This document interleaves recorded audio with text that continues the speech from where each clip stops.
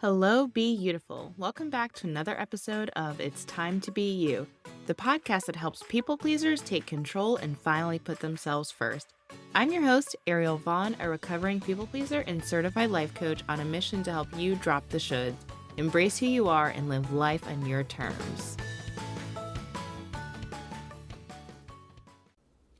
Hello again, Be Beautiful. So today I want to talk about something that us people pleasers struggle with, and that is asking for help. I think a lot of times when I see advice for people pleasers, we talk about setting boundaries and cutting people out of our lives that take advantage of us, but I don't think we talk enough about letting the right people in. As we're stepping into this new version of ourselves, it can feel scary and overwhelming. There's this tension between who we were and who we want to become, and it involves making changes that are uncomfortable. Becoming who you truly are is not an easy process. It's emotional because you have to unpack your past, you may have to have some hard conversation, and it can be unfamiliar territory. When we're on this journey of becoming our authentic selves, it can feel like we have to do it all alone. But the truth is, even when you're stepping into the real you, you still need support. And that is not weakness, it's being human. And when you do something that is new and uncomfortable, it's important to ask for help. It's good to let people know how you're feeling. It's good to let someone guide you through this process. As people pleasers, we're the experts at helping other people. We jump in, we overextend, we're the ones checking in, holding space, making sure everyone else is okay. But when it comes to letting others help us, well, that seems out of the question.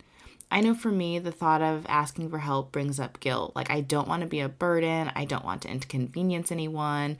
There's also fear of letting people in and letting people see this vulnerable side of me. When other people ask for help, I don't see it as a sign of weakness at all. I'm so happy that they have let me in and that I can be there for them. But for myself, I'm worried that asking for help makes me needy or less than. I feel like I will shatter this strong and perfectly curated version of myself, and that when people see the real version of me, that they won't like me anymore. For me, a lot of my people-pleasing and perfectionist tendencies comes from me wanting to be liked. And I feel like if I can't serve people and if I ask for help or show people that I'm struggling, that I won't be liked anymore. But here's the thing that I've been realizing. Every time I refuse help, I'm reinforcing the belief that I'm only valuable when I'm the giver, and I'm teaching myself that my needs don't matter. And that is some BS that I need to drop. Letting others support us is part of learning how to be you. Letting others support us helps them to get to know and love the real you. I remember a conversation with my therapist around this that came up. And it was like, I have these defenses that are trying to protect me and keep me safe by not asking for help or letting people in. But really, it pushes people away. When I struggle, I tend to isolate and I push people out without even realizing it. Your true friends want to be let in. They want to help. Think about it this way. If a friend came to you and said, I'm really struggling right now, could you help me? Would you think less of them? Absolutely not. You'd probably feel honored that they trusted you enough to ask. You'd show up with love.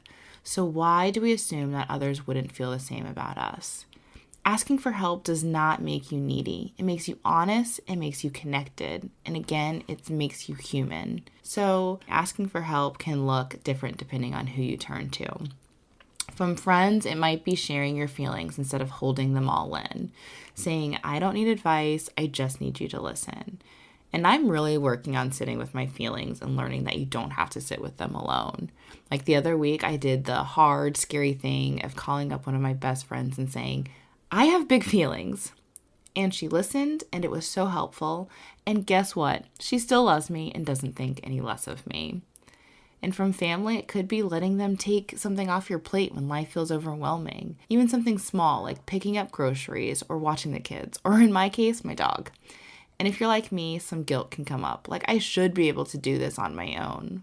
Well, stop shoulding on yourself and accept the help. When someone asks you if they can help you, they generally mean it, or they don't, and that's on them. And maybe they are a people pleaser and also need this podcast. But anyway, people ask how they can help you because they see that you need it. They care about you, and when you accept their help, that is a way that you can let them in and get closer to you. And with your friends and family, if you ask for help, the worst they can say is no. When you don't ask for help, it's an automatic no. So really, it does not hurt to ask. The other thing to be mindful of is noticing who helps you. If you are constantly helping someone else to keep their approval and then they never return the favor, you probably want to reconsider that relationship. Also, connect with a mentor.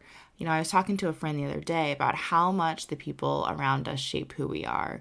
You've probably heard that theory that the 5 people you spend the most time with are a reflection of you. And that's why it's so important to surround yourself with people who inspire you, who reflect the version of yourself you're growing into. And a mentor can be such a powerful part of that. Someone who is already doing what you want to do or shows up with the kind of confidence you're working towards.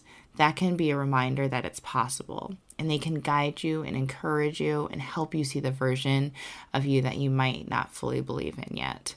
And you just have to let them in. You have to connect with them. You have to ask them for help when you need it. And I definitely do not want to leave out a therapist. I'm a big fan of therapy because it gives you this safe space where you don't have to perform, even though I still try to secretly get that gold star in therapy. But you don't have to perform. You can unpack everything about worrying about judgment. And I'll be honest, I was seeing a therapist over the last few years to help me navigate my divorce, and it was so helpful. And then recently I had put it on pause because I felt like I was doing better and I just didn't need that type of support anymore. But now that I'm really embracing this new chapter of reclaiming who I am, lots of stuff is coming up and back to therapy I go. So 2 lessons there. Don't cut off help prematurely. And therapy can be for different seasons of your life, and that is more than okay. Get the help that you need. And each type of support matters. They all remind you that you don't have to do this alone. And I want to be real with you. Learning to accept help is definitely not easy for me. I tend to say that I'm fine when I'm not, or I'll push through something by myself because I don't want to be a bother to anyone. And then I feel burnt out, overwhelmed, and alone because I didn't ask for what I needed.